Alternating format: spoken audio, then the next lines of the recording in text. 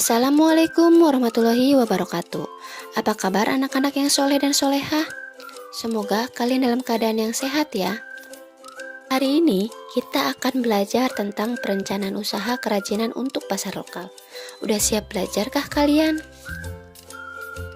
Tapi sebelum itu siapkan dulu buku dan alat tulis lainnya untuk mencatat poin-poin penting yang akan disampaikan.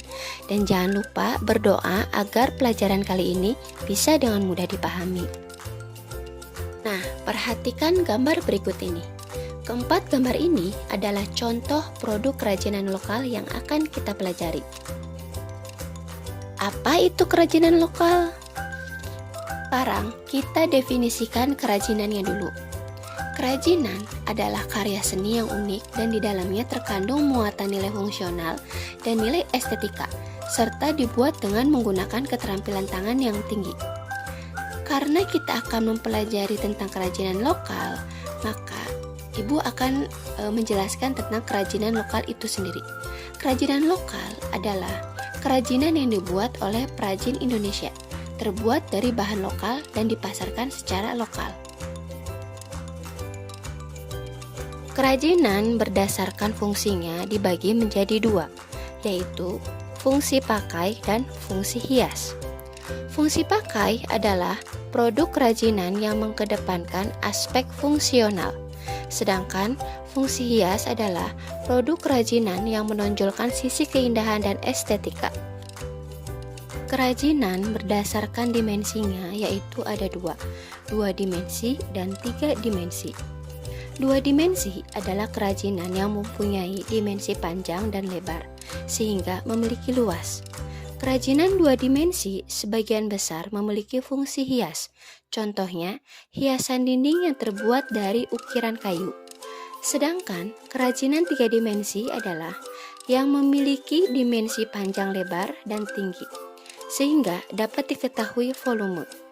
Kerajinan 3 dimensi yang memiliki fungsi pakai adalah vas bunga.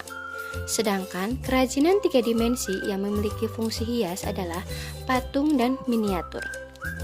Berdaya untuk pembuatan produk dikenal dengan sebutan 6M, yaitu man, money, material, mesin, method, dan market.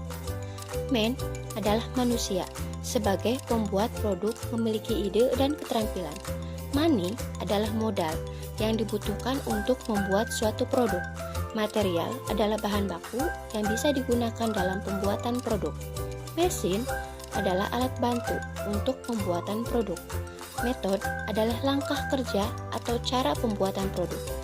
Market adalah pasar sasaran dan bagaimana cara memasarkan produk tersebut. Sebelumnya, kita sudah belajar tentang apa itu kerajinan. Nah, sekarang kita akan mempelajari apa itu sasaran. Pasar adalah tempat terjadinya transaksi antara penjual dan pembeli dengan media alat pembayaran yang sah. Berdasarkan luas jangkauannya, dibagi menjadi 3, yaitu pasar lokal, pasar nasional, dan pasar global atau internasional. Karena materi kita tentang pasar lokal, maka Ibu akan mendefinisikan pasar lokal saja. Pasar lokal adalah pasar yang menjual produk dalam satu kota tempat produk itu dihasilkan. Bisa juga dikatakan pasar lokal karena melayani permintaan dan penawaran dalam satu kota. Pasar terjadi karena adanya permintaan dari pembeli dan penawaran dari penjual. Potensi pasar dapat diketahui melalui 2 pendekatan. Yang pertama, pendekatan permintaan. Yang kedua, pendekatan penawaran. Pendekatan permintaan adalah dengan mencari tahu kebutuhan dari pasar sasaran. Sedangkan pendekatan penawaran mengandalkan pada kemampuan wirausahawan membuat produk inovatif. Segmentasi pasar sasaran dapat dibedakan menjadi 3. Yang pertama, geografis. Yang kedua, demografis.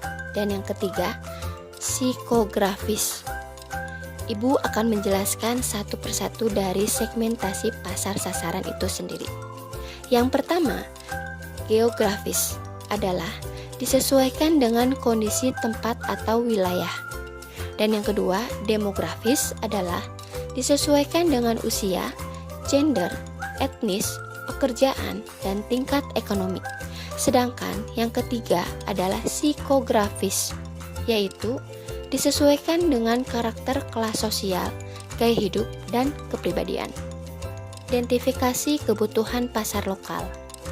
Mencari ide pembuatan kerajinan untuk pasar lokal bisa dilakukan melalui berbagai macam pendekatan. Yang pertama, mengamati lingkungan. Contohnya, suhu udara, kebiasaan, kegiatan, dan lain-lain.